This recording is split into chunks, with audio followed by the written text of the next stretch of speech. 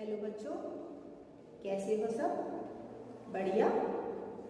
बच्चों, आज की कक्षा में हम पढ़ते हैं पाठ तुम कब जाओगे अतिथि, जिसके लेखक हैं शरद जोशी जी।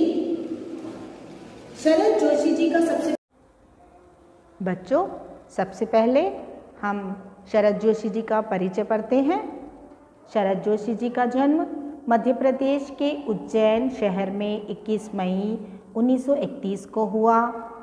इनका बचपन कई शहरों में बीता। कुछ समय तक यह सरकारी नौकरी में रहे, फिर इन्होंने लेखन को ही आजीविका के रूप में अपना लिया।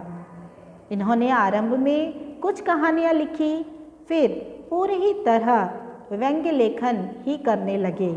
इन्होंने व्यंग्य लेख, व्यंग्य उपन्यास, व्यंग्य कॉलम के अतिरिक्त हास्य व्यंग्यपूर्ण धारावाहिकों की पटकथाएँ और संवाद भी लिखे। हिंदी व्यंग्य को प्रतिष्ठा दिलाने वाले प्रमुख व्यंग्यकारों में शरद जोशी भी एक हैं।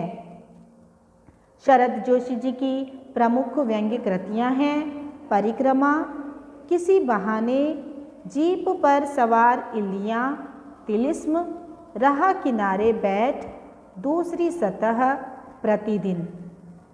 2 व्यंग्य नाटक हैं, अंधों का हाथी और एक था गधा।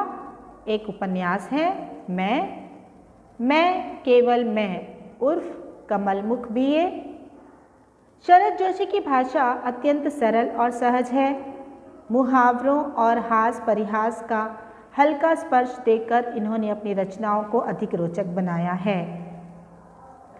धर्म, आध्यात्म, राजनीति, सामाजिक जीवन, व्यक्तिगत आचरण, कुछ भी शरद जोशी की पैनी नज़र से बच नहीं सका है। इन्होंने अपनी व्यंग्य रचनाओं में समाज में पाई जाने वाली सभी विसंगतियों का बेबाक चित्रण किया है। पाठक इस चित्रण को पढ़कर चकित भी होता है और बहुत कुछ सोचने को विवश भी। प्रस्तुत पाठ तुम कब जाओगे अतिथि में शरद जोशी ने ऐसे व्यक्तियों की खबर ली है जो अपने किसी परिचित या रिश्तेदार के घर बिना कोई पूर्व सूचना दिए चले आते हैं और फिर जाने का नाम ही नहीं लेते। भले ही उनका टिके रहना मेज़बान पर कितना ही भारी क्यों न पड़े। अच्छा अतिथि कौन होता है? वह जो पहले से आने की सूचना देकर आए और 1-2 दिन मेहमानी करा के विदा हो जाए, या वह जिसके आगमन के बाद मेज़बान वह सब सोचने को विवश हो जाए जो इस पाठ के मेज़बान निरंतर सोचते रहें। तुम कब जाओगे अतिथि पाठ में लेखक ने गले लगाकर अतिथि का स्वागत किया। पत्नी ने भी सादर नमस्ते करके स्वागत किया। अतिथि को दोपहर का भोजन तथा रात का डिनर भी प्रदान किया गया। उनके आराम का भी पूरा ध्यान रखा गया। रात के भोजन में 2 सब्जियों के साथ रायते के अतिरिक्त मिष्ठान भी बनाया। रात को उन्हें सिनेमा भी दिखाया गया। अतिथि अपने कपड़े लॉन्ड्री में देना चाहते थे, जिससे पत्नी की आंखें विस्मय से फैल गई। जब पत्नी की आंख बड़ी होने लगी तो लेखक का मन छोटा होने लगा। चौथे दिन भी अतिथि जमे रहे। उनके घर तो खिचड़ी बनाई गई। धीरे धीरे स्वागत सत्कार की ऊष्मा समाप्त हो चुकी थी।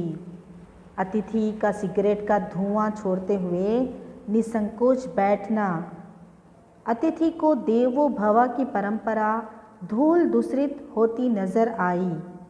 चौथे दिन भी लेखक के घर में ही टिके हुए फिल्मी पत्रिका के पन्ने पलट रहे हैं।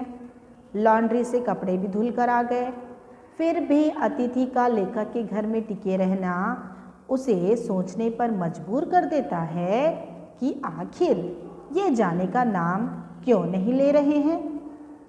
अतिथि को तो सम्मानपूर्वक चले जाना चाहिए।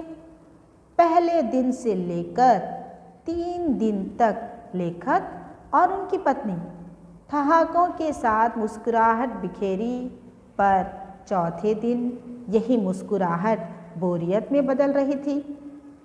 मेहमान नवाजी या आतिथ्य करने वाले के मन की सरस भावनाएं अब शब्दों में बदलने लगती है। आपसी प्रेम मिट जाता है तथा सत्कार की ऊष्मा समाप्त हो जाती है। और अंत में वही सवाल, वही प्रश्न, तुम कब जाओगी अतिथि?